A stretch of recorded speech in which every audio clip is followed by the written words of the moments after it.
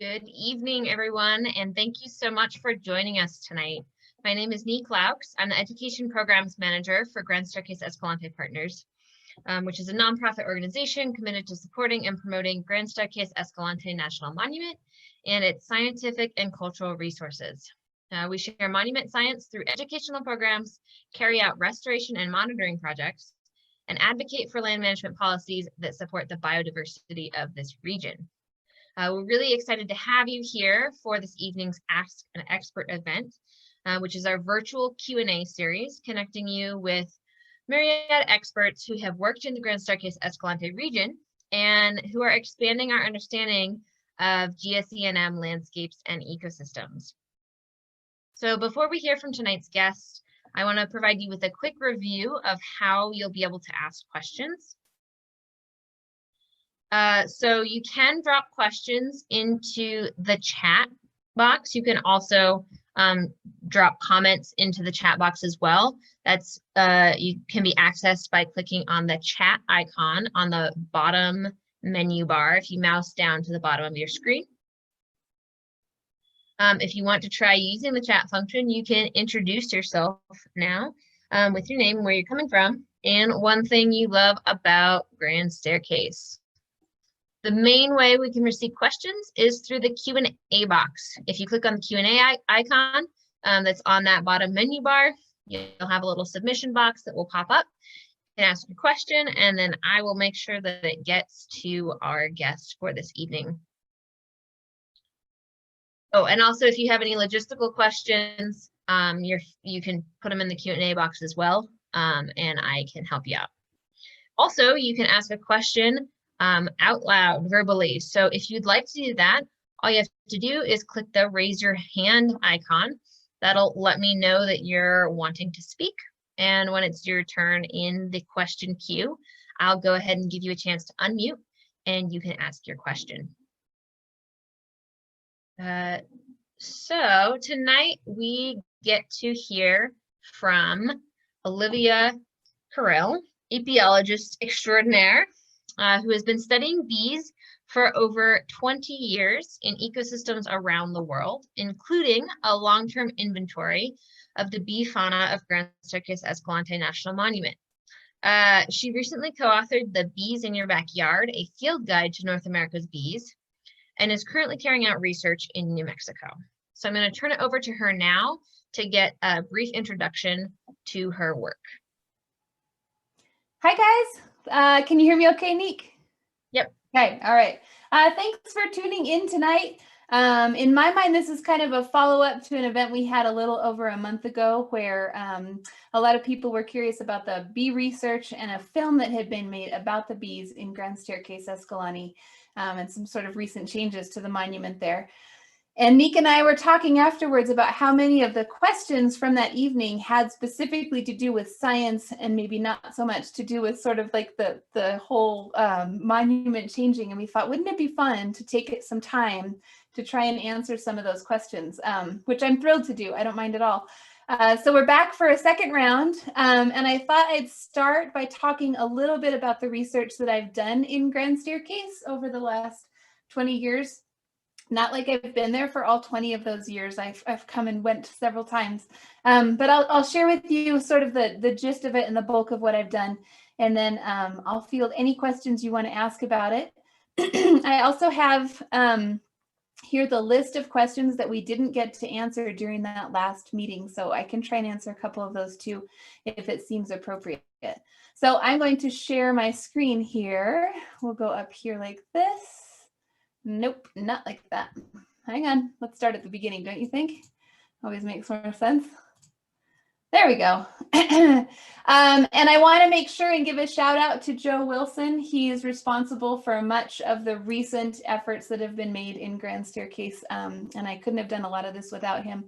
His name's down here. He co-authored the book that we wrote. We did that together. And he's been in Grand Staircase with me quite a bit as well.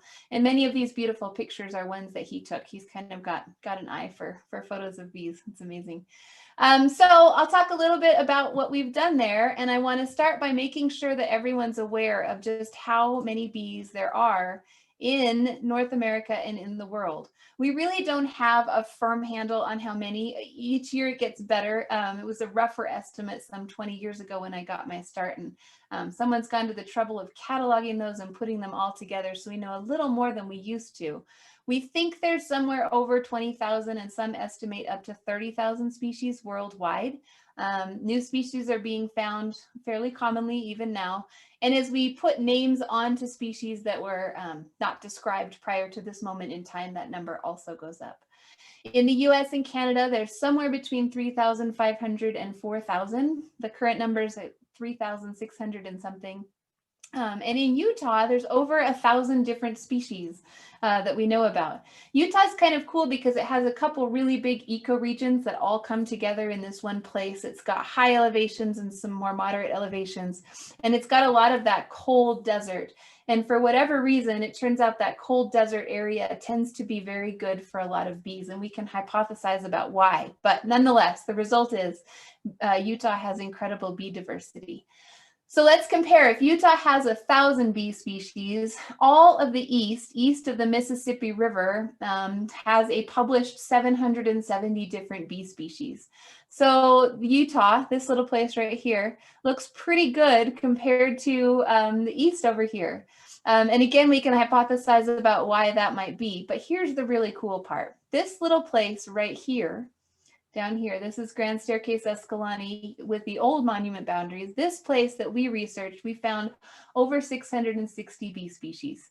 So that's fairly comparable, obviously on a grand scale here, to everything east of the Mississippi River, which is kind of amazing. Would we find that in other places if we took the time to collect there as well? We might, but you know, the more collecting I do and the longer I've been around, the more I realize how phenomenal this particular place is. Just the way those boundaries are drawn seem to encompass quite a bit of the habitat that supports many different suites of bees. In that area, we also found, talking about those new species, 49 that we call undescribed species. So it's not that it was the first time we'd seen them. Some of them it was. Some, the first time we ever saw that bee was in Grand Staircase. Some of them are bees that are so rare that no one had really put a name on them, and they were found in Grand Staircase in addition to places that they'd occurred elsewhere. Still new species though. And so a lot of people, when they hear these things and they're surprised actually to hear that there's 660 bees. I thought the bees were disappearing. This doesn't sound like bees are disappearing. And in the one sense, it's probably true. Bees there maybe aren't suffering from some of the things that we find, if I go back a slide, you know, throughout the Midwest, where we've taken prairies and these wildflower patches that span miles and turn them into cornfields or soybean fields or some of those things that are maybe less conducive to a really abundant bee fauna. We have different issues facing Grand Staircase than those. So are the bees disappearing? We don't really know, but to answer that question, we need to gather data. So let's talk about what data has been gathered so far. We've gathered data on these guys. That's it. That's all we got. This is the honeybee down here in the middle. It's semi-domesticated. It's a bee that has been widely documented and is carefully monitored. And so when populations shift in honeybees, we tend to have a pretty good sense of how greatly they've changed. Bumblebees also nest in colonies, and so in some sense it's easier to get a feel for how their populations are doing. But for many of these others, including bees that are like new species that we're still not even sure what to call them yet, it's really hard to say whether populations are going up or down. Are we finding more of them now than there were 10 years ago, or are we finding less of them? And part of the problem is that historically, it didn't occur to us that there might be a reason to set up sort of these plots to collect baseline data and get a foundation, like a number. How many bees are in this area so that we can quantify how bee populations are changing over time. And that brings us, of course, to Grand Staircase. Grand Staircase Escalante National Monument in the years 2000 to 2003 was still a fairly young national monument, and there was this big incentive to sort of do a lot of science, not just with the dinosaurs and the paleontology stuff like that, but also with other insects that were out there, with the herpetology, with the birds, all of these different organisms and kind of establish baseline data in a way that it hadn't really been collected in other places ever. So at the time I was considerably younger, I had a lot more energy, and I found a bunch of many volunteers willing to go out and wander around in the desert for a good 6 months out of every field season with nets and see what we could find. And we had many objectives and many different ways to kind of go about figuring out what was in Grand Staircase. We wanted to know what bees are here, which flowers were important to them. Land managers were really interested in knowing which flowers were supporting the most bees, and what habitats were important in case they needed to make decisions where they had to prioritize between different habitats. And so this is what we did. There's a good portion of Grand Staircase. We headed out with nets and we collected at every location we could get to reasonably within Grand Staircase. And we set up these plots all through the monument. In total, we set up about 48, and those 48 plots were collected every 2 weeks for the 6 months that flowers were blooming in Grand Staircase. We used nets so that we had a record of the flowers that those bees were on, and we collected for a standardized period of time, and the plot was a standard size. It was 1 hectare in size, and that never varied between them. So this allows us not only to compare within a year between different locations, but also for the same place across multiple years, which is kind of cool. And it means that we can go back at any time in the future, not 2000, not 2003. We can go clear to 2019 and resample those same places and see how the populations have changed, which is kind of cool. I got about 8 people a year to come out and help. It's a huge place, so I had a lot of field assistants out helping me out, and this couldn't have happened without all of those young, energetic people.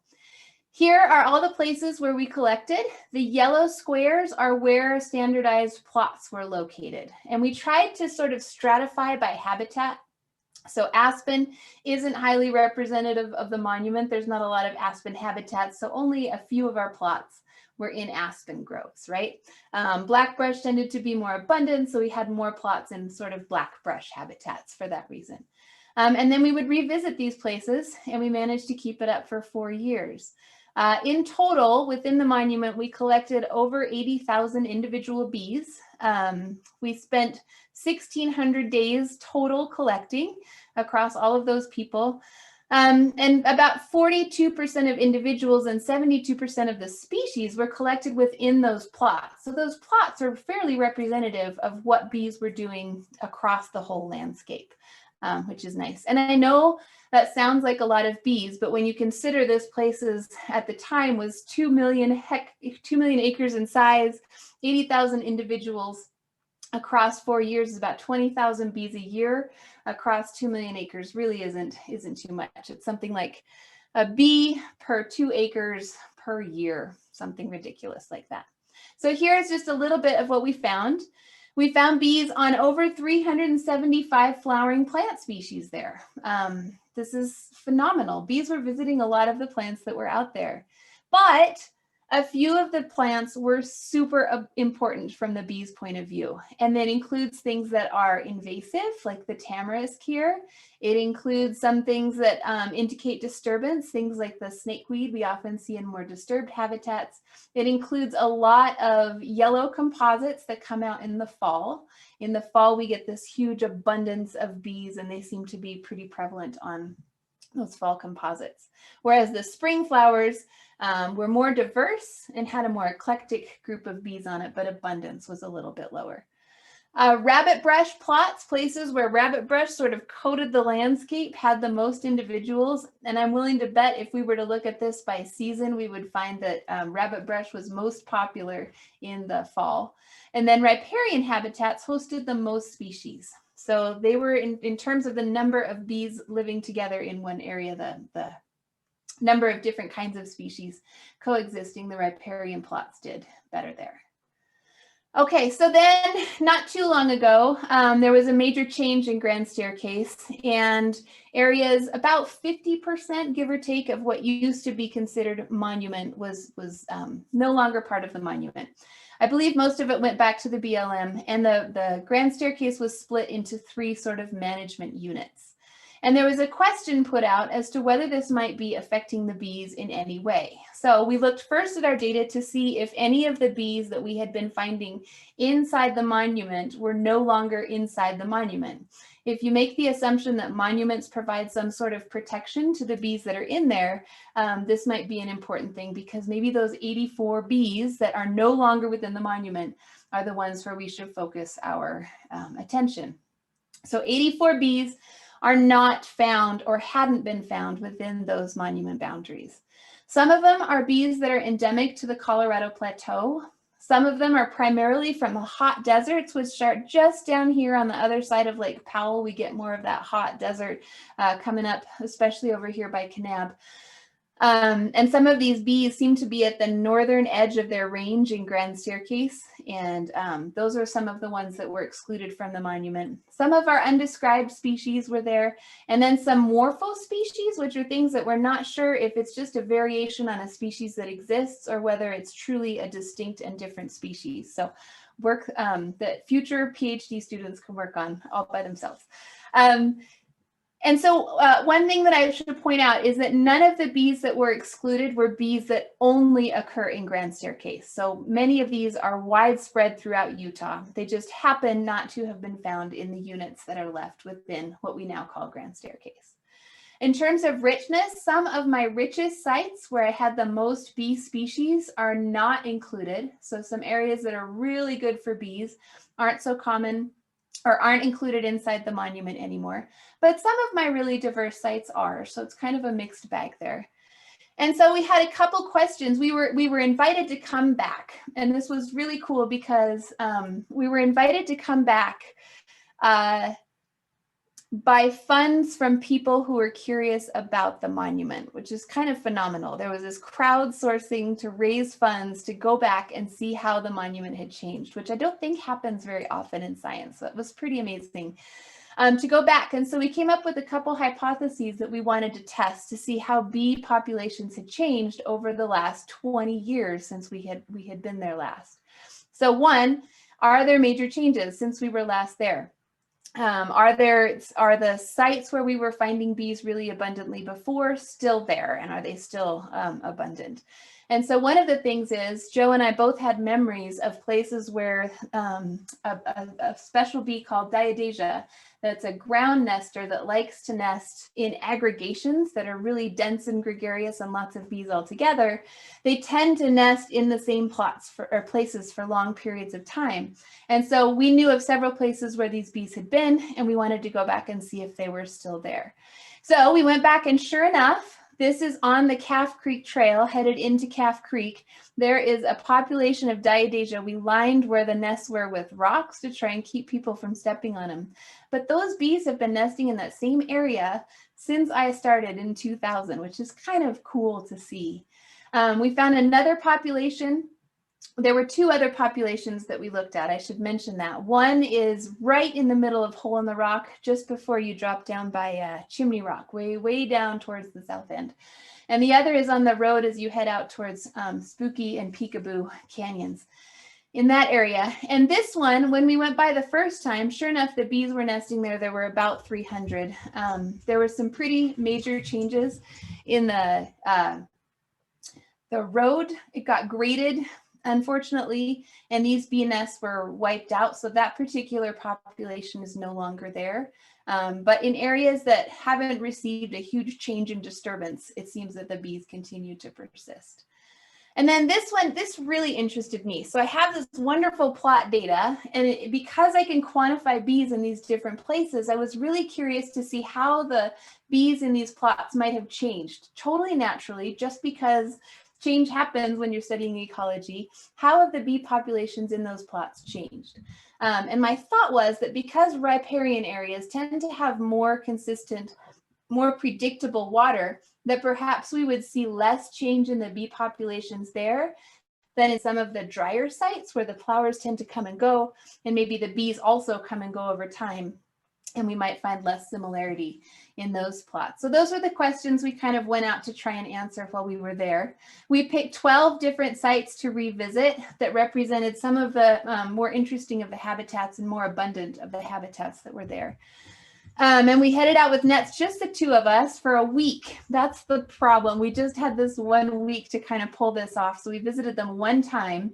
And that to me also is a question that would be worth answering, is if you go to the trouble to resample an area, do you need to put in that 6 months of work to really understand how bee populations are changing? Or can you sample maybe once a month, or maybe once in the spring and once in the fall, and still get a good answer out of that? And so there's kind of a summary of where we're at after finishing up the work and working through the bee IDs. We're looking at just shy of 100 species that were found from our work last year. So that's pretty cool. And I didn't see any major changes in abundance or richness at all across the plots, but I did find that several of the bees that were in different areas had changed. So who was living in the habitats had changed. Think of it the same way you think about like succession with trees, right? You start out with one kind of tree, and then you get the aspens, and then the pines grow up and the aspens die out, and then a fire comes through and we start all over again. Maybe something similar happens with bees too. Questions for another study when we go back again, right? And that's it. So I'm going to stop sharing there. And Nick, you can help me out. Tell me any questions I should answer. All right. Well, they are starting to roll in. So first is kind of a primer question. What are the key differences between honeybees, that are sort of the really well-known bee that we think of, and native bees? Great. So Pollinators. there are some major differences, and it's an important thing to consider because it influences so much of how we study bees. The two are so different that we actually have different names for the kinds of scientists that study these. So someone who studies the honeybee is an apidologist, and someone who studies solitary bees is a melatologist. So they are incredibly different. The honeybee, where do I begin? Well, number one, in North America, the honeybee isn't native to here. It's a semi-domesticated animal. It was brought over about 400 years ago, a couple different times, once kind of through from Spain to Mexico and then up into the Southwest, and once in the Northeast as well. Well, once, not really once, many times, but those two places were where they came from. And so they, and we manage them. They brought them over. I have a friend who likes to say that they were brought over for sweetness and light, because they were brought over for the wax and also for the honey that they make. So those two things, sweetness and light. They're great. They're agriculturally really important, but they're not very representative of native solitary bees.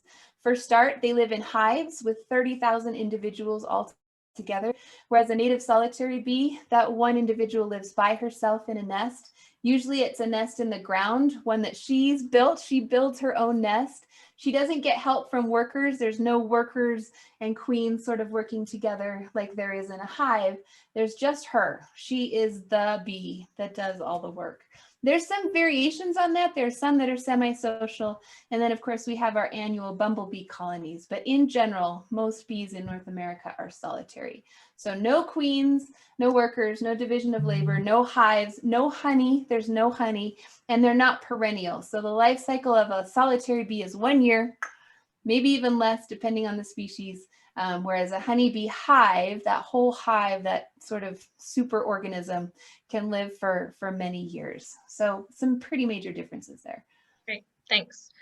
We have a question from Abigail, which is, how do you encourage action and excitement about pollinators in the average person who doesn't even know about native bees? That's a good question. You know, it depends on the situation. And I find that for myself, I kind of gear it towards the person, but, and this may just be my bias, but I find that it all begins with education and curiosity. If you can get a person interested or hook them. I'm a middle school science teacher, so I am all about the hook. If you can hook a person with an interesting fact, that's where it starts, because then you can encourage them to ask questions that lead to more, and finally they go to Google and start looking it up on their own.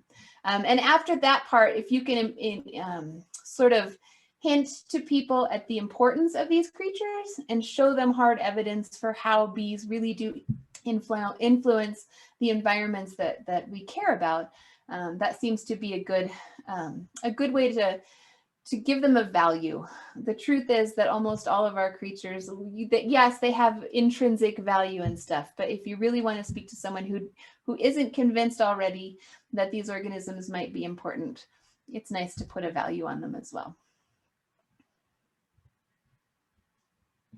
I can't hear you all of a sudden. Is it a Zoom meeting if someone isn't muted when they think that they're not? And thank you for that answer. Our next question is from Lauren, who asks, can you elaborate on the change of species assemblages you found? So for instance, in relation to generalist and specialist species. Ooh, so I want you to know that the data, you're talking about the new data. Am I getting that right? Yeah. So with the new data that I literally got the bees identified just before Matt got his little film out. So it's all very preliminary, and I don't know that I have looked yet at guilds to see how generalists and specialists have changed. I can't wait to. That's on the list of things to do. What I did do really preliminarily was look to see how many bees were in, say, my plot that's down by Deer Creek in 2002. And how many bees were in that same plot during that same period of time when I went in 2019. And what I found is, well, there was 18 bees there during that time period in 2002. There were 17 or 19 or a really close number there now. But when I look at who those bees are, the identities have changed. So who's making up that rich assemblage of bees has changed over time. What that means, I don't know yet. I need to collect some more data. This is still very preliminary, but I was blown away to see that because it wasn't what I expected to find at all. And I don't yet know which ones are which proportion is generalists and specialists. So we can't wait to find out. I know, I can't wait at all.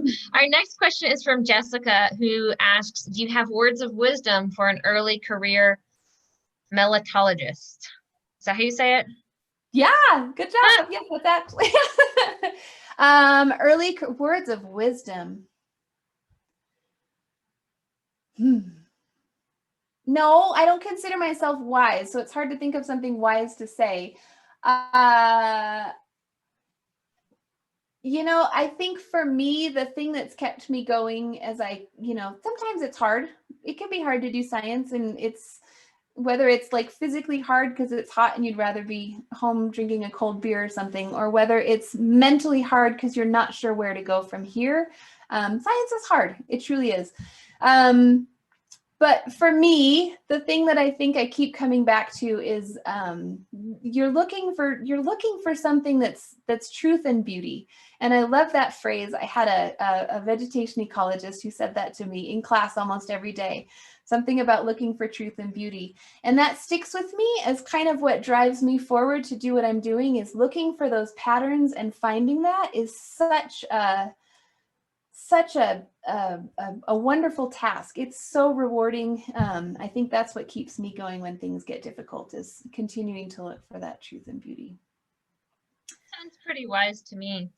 The other thing, wait, I thought of a second thing, and I'm going to read it. Oh my gosh, this is so perfect.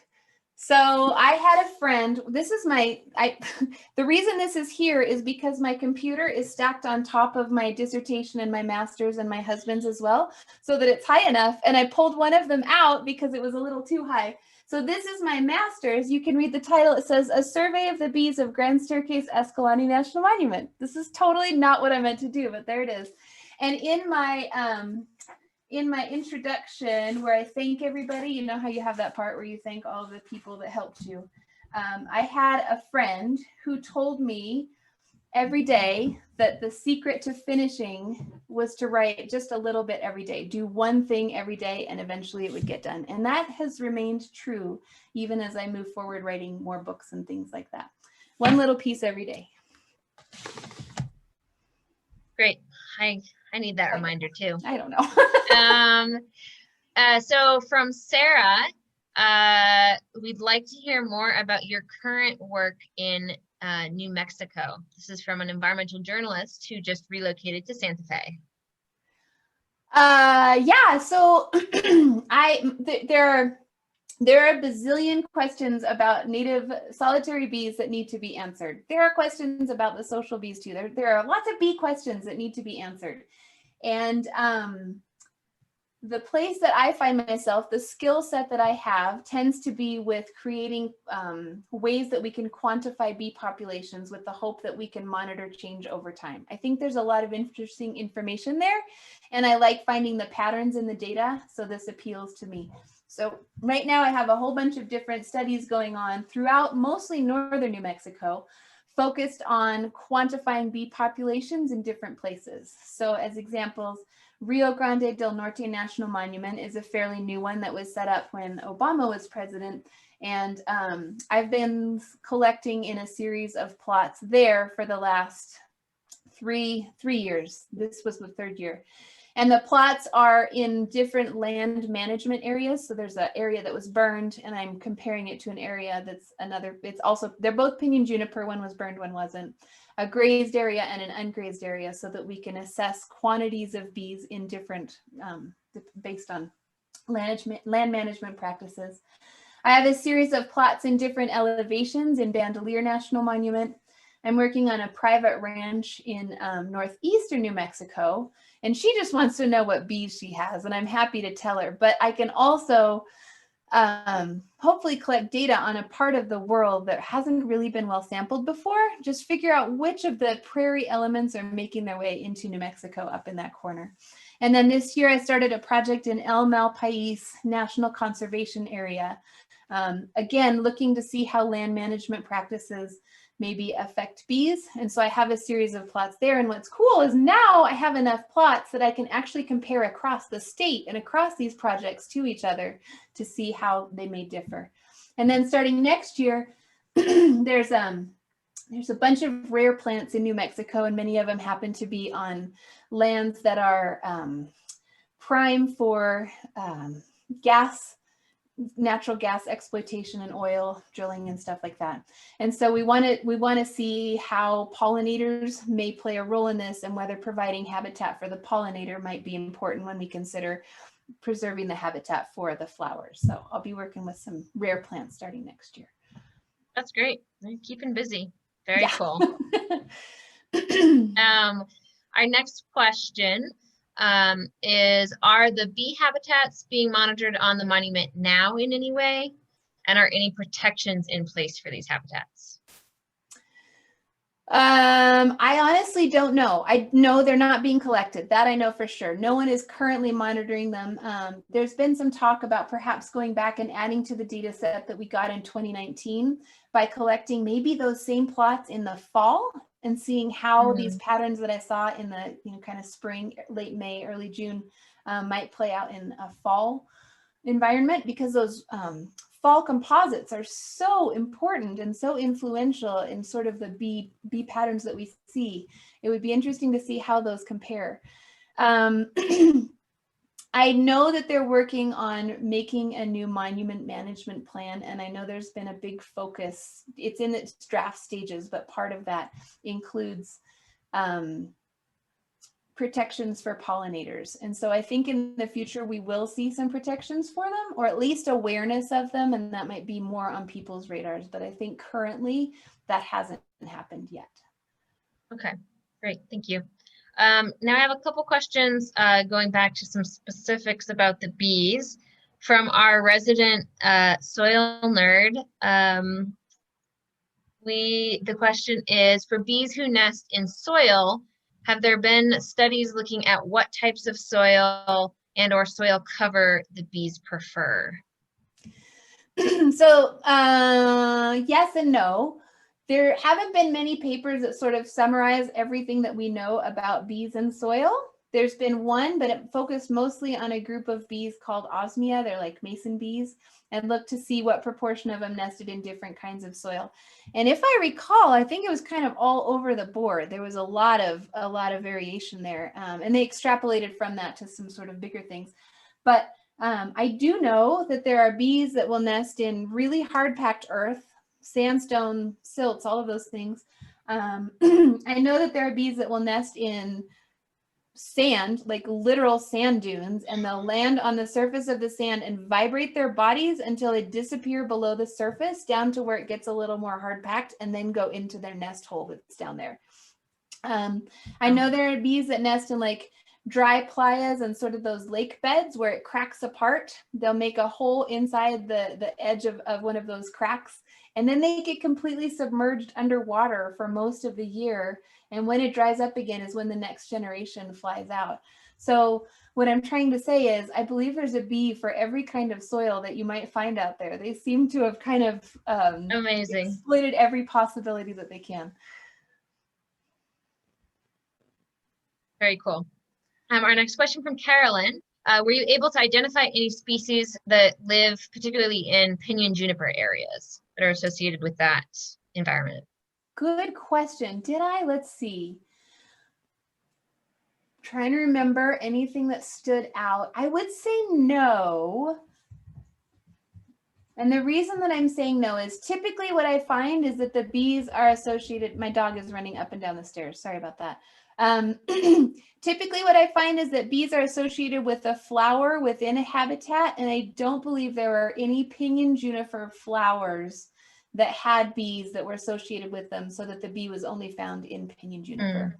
There are definitely some penstemons that seem to be more common. So maybe there's like certain kinds of bees, because I know there's quite a few that are they're associated with penstemon, and those maybe are more common in those areas, but I don't think they're restricted to that particular habitat.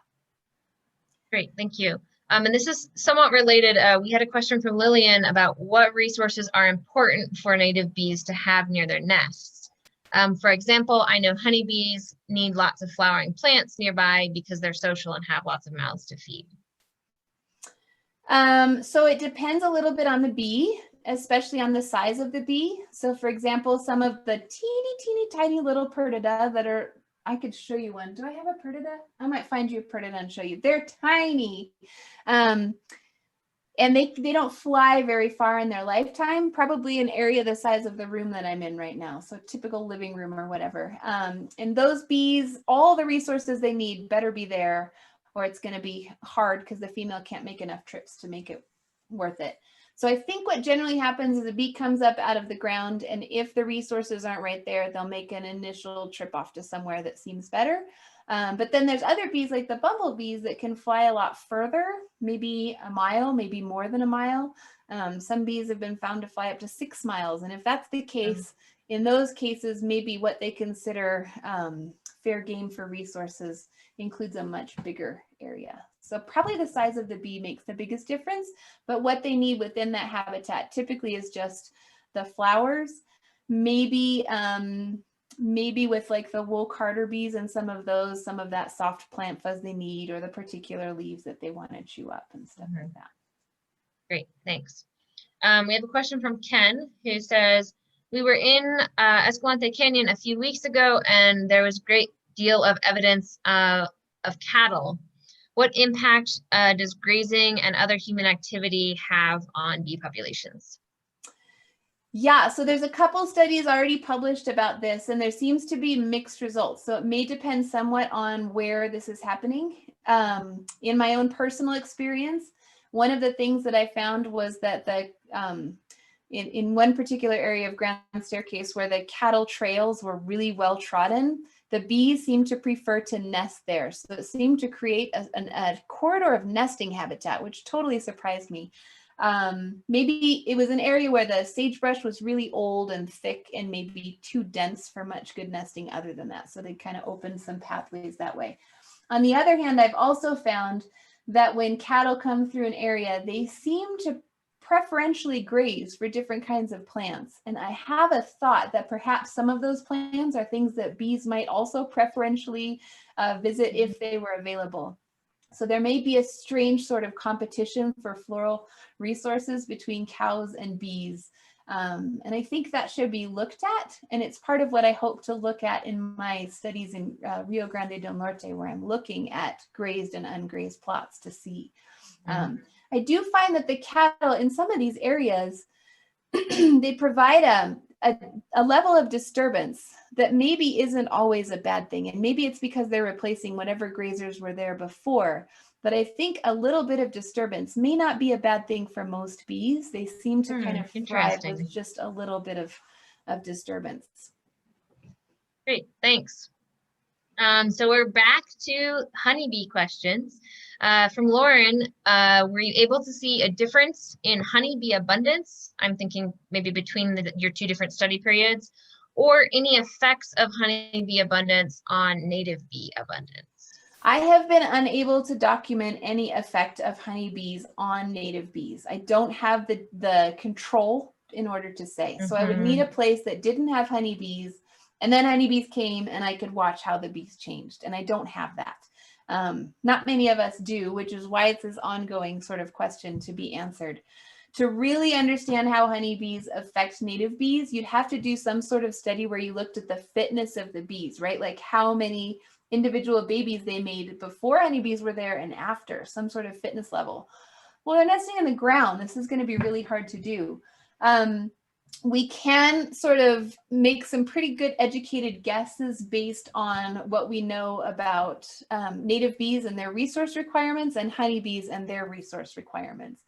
And it seems like in most desert landscapes, floral resources are definitely a limiting factor. And if they are limiting, adding 30,000 bees to a floral resource that's already limiting is probably not going to benefit the native bees. And it may not even benefit the honeybees. It may be a little harder for them in those areas as well. Great, thanks. And from Sarah, there is growing awareness among everyday folks, the non-researchers among us, myself included, that honeybee populations are collapsing, which will have big consequences for humans. Are there less well-known changes or less well-known species that you wish more people were aware of or thinking about? Well-known bee, you mean bee species? I'm maybe guessing other species that are being impacted in significant ways, similar to honeybee population impacts. Right. I don't know. That's a hard one to answer. I'm not sure how to approach that. On the one hand, I just want people to be aware that there's more than the honeybee. So I wish sometimes that the umbrella term bee wasn't put out there as a way that we talk about these things, because there are so many beautiful nuances that are worth considering. The characteristics of these individual species and genera and families even are really fun. So if I could draw attention to something, it would probably be to just the diversity. I would love people to think more about how many different kinds there are that are all working in this weird connected way, so that we end up with the flowering plants that we see continuing to persist. But in terms of declines, I can't really pick out one that I think is also declining that I think people should be aware of, beyond sort of what we know about the bumblebees, which I find very curious that there's this handful, not even all the bumblebees, just sort of this handful of bumblebees that don't seem to be doing as well now as we think they were maybe 100 years ago. Maybe it has to do with climate change. Maybe it has to do, many of them are related to each other, so maybe there's something going on there. Maybe it has to do with their susceptibility to pathogens, but I guess if I were to think of another bee that's in decline that maybe people should know about, that would be one to think about. Great, thank you. This is a lovely question from an anonymous attendee. Do you know of any other places that have well-developed land management plans that include protections for pollinators? I don't know of any. That doesn't mean they don't exist. I just don't know about them. I will say I know of several places that do a good job of celebrating their pollinators, that have really taken the time to highlight and say, guys, check out what we've got. And I love that. I think that's really great. The one that I know personally is a place in California called Pinnacles National Monument. And before Grand Staircase, that was where I began studying bees. And they did a long-term study as well. And it's been repeated over the years by successive graduate students and undergrads after me. And they do a really good job of remembering to think about their pollinators. And I think it's pretty cool. We try to celebrate our pollinators here I know too. you do. You do. I was trying to think of some other place, but you absolutely No, that's great. do. Yeah. And actually, I'd like to add the question, if you were, if you got to be involved in writing a land management plan, what would you include if you were thinking about the pollinators? Yeah, this is hard. I don't know because I'm not truly a land manager. So I'm just going to give myself that out that I may not have the full answer here. And I sound maybe like my kids who come up with simple answers to solve the world's problems without knowing enough. But that being said, I think that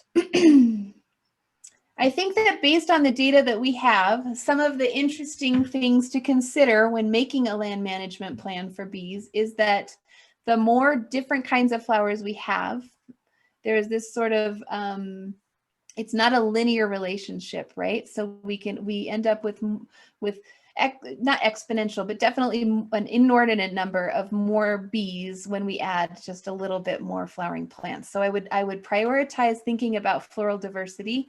But the other thing that I found in Grand Staircase that's really interesting is that across this humongous landscape, I could travel, by my calculations, about 6 miles, and every 6 miles, the bee fauna had changed significantly. So who lived in an area was phenomenally different than what was 6 miles back, right?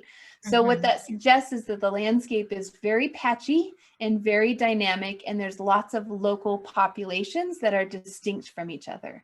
So if that's the case, as a land manager, I might prioritize connectedness, large areas that are diverse in terms of the habitats that are there, and places where whatever natural processes where bees sort of ebb and flow and come and go can continue. That might be important. Great, thanks. So we have a question from Kristen. In terms of considering the possibility of natural succession of bee species, do you get much of an opportunity to look at how different bee guilds, such as size, nesting preferences, emergence times, etc., have changed in the area? Are they possibly filling different roles now that in the same space than before? This is what I need to know, and I don't have an answer yet, but this is where we're headed. I have to get through teaching this school year before I can dive into that very good. It's a rough one this year, but yeah, I can hypothesize that I think like small bees might be more likely to flit differently than big ones. That seems like something that might change in an interesting way, especially based on the fact that we have data from like cities that shows that over time, the bees that are present in cities change based on the size, right? So big bees seem to leave earlier, probably because they can. I'm out and they're gone. And then really small bees tend to be more affected because one small change here might make a big difference to them. And I'd like to see how that plays out in a natural landscape as well and sort of compare the two. Specialist versus generalist, maybe. So from what I saw while I was there, the flora hadn't changed. It was the same plants. I have the list of plants that we collected on. It's the same stuff that was there before. Thank goodness, because I couldn't remember some plant names, but I have them recorded and can go back and still look. So that was great. So if the plants are there, I would expect that the specialist sort of generalist relationships maybe haven't changed as much, but body size might be kind of an interesting thing to look at. It's a lot of questions to ask and answer. You're going to be very busy, Olivia. Yeah, I am. Okay, we have a couple of questions that are related. So for one question is, how does reproduction work with solitary bees? And why are there so many male bees in the late fall, long after the females have disappeared? Okay, so first question, how does reproduction work in solitary bees? Reproduction, this is such a complicated topic. Where to begin? So you have the mommy and the daddy bee. No, I'm just kidding. You have, so reproduction in bees is kind of fascinating because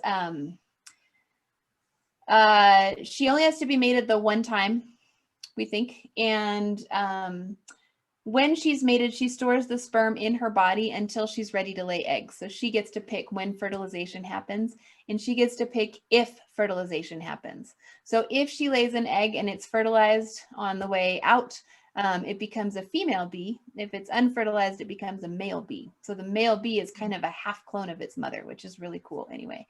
And then once the egg is laid, and the number of eggs that are laid varies dramatically depending on the bee, but can be anywhere from, I've seen as low as like 6, maybe half a dozen, up to like 60 individual little babies coming out of one mom.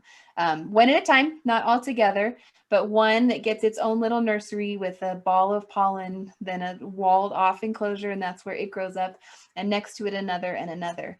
And so the adult portion that we see that we're talking about right now lasts about a month, maybe 2 months, maybe 2.5, but it's a pretty short window of time that you see adults flying at any particular adult, right? So there's a seasonality, and it's different species across the season, but any one species is pretty short-lived.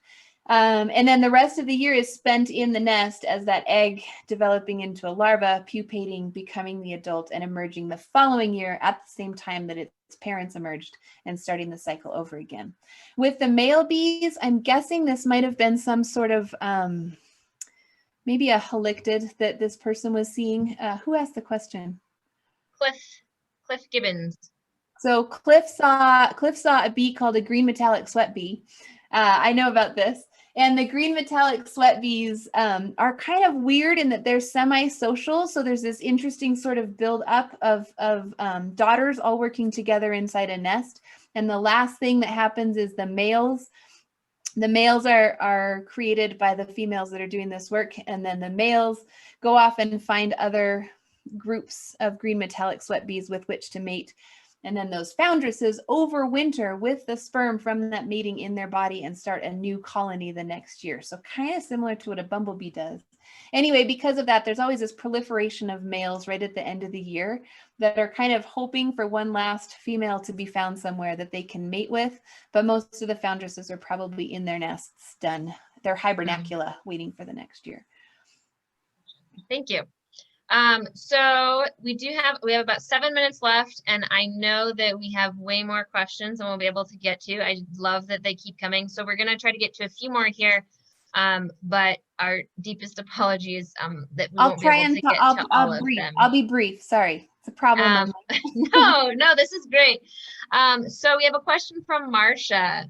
Living just on the southwest end of the monument, is there anything I can do with my landscape to support native bee populations? Probably the best thing you can do is make sure there's an abundance of floral resources so that even in drought years or weird things like that, the bees still have some floral resources. The nesting they'll take care of. I wouldn't worry so much about that. But floral resources, especially if they're connected in some way, so you're creating sort of a corridor. I don't know how big your land is, but if it's big, consider corridors of flowers. If you can remove invasives or at least limit them, that's good. That's better for both the plants and the bees. But if you can't, it's still a floral resource. Is better than nothing. Great. And somewhat related, maybe on a grander scope than our individual yards and other areas, what do you believe is most needed in bee conservation here and now? Truly, I think education. I think more people need to be aware that these bees are out here and that they're worth thinking about, that they're worth conserving. The more minds that are thinking about this, the more solutions there will be, the more awareness, and the more time people will take to stop and say, wait, is that what I should be doing? Is that the plan I should be putting out? Like all of these little things add up to pretty big decisions. And a lot, I'm one person, right? Meek, you're one person, but if enough minds are thinking about this bee conservation thing and are aware of what it is that bees are, the more likely you are to find those good solutions. When people say bees, you know, and then go to like, oh, I need to save the bees, I'm going to put a hive in my backyard. We're not helping the problem. We may be creating more of a problem. So understanding bees at a basic level and celebrating native bee diversity, I think, is really the beginning. Great, thanks. And we have a question from Tim. How does annual variation in weather affect which bee species might be found at a given time of year or in different years? It's huge. Annual variation in weather, we think probably, and it, again, as with every answer tonight, it depends on the bee. There might be differences, but there's a couple ways that this plays out. The big one, and this is so fascinating, is that many bees, how many babies appear in a year is a function of how many floral resources the mother the year before was able to find in order to provision those nest cells. So if one year there aren't many flowers at all, only 3 little baby eggs can be provided for, right? So even if the next year, the year that those bees emerge, there's flowers everywhere, well, there weren't the year before. So it's delayed. It can be delayed by a year all the way through. And we've seen this in environments throughout the West. It's not unheard of. But in addition to that, not all bees come out of the ground every year. Many of them are capable of hanging out kind of like a seed bank, like an annual seed bank in the ground and betting on which year will be the best, most productive one for them to come out. And so you have to sample for multiple years to even know what bees are in a particular area, because not all of the bees will be there. And then of course you add in that because of that annual variation, bees, like I said, have the ability to come up, no flowers here, I'm headed to the riparian area over there where bees are more, or flowers are more predictable, and we find them staying there. So annual variation is more noticeable in really dry, arid, sort of flashy places than in riparian areas where it's more consistent. Thanks. So we have, this is a great question. What unanswered question about the bees of Grand Staircase would you really like to answer? Just one? What?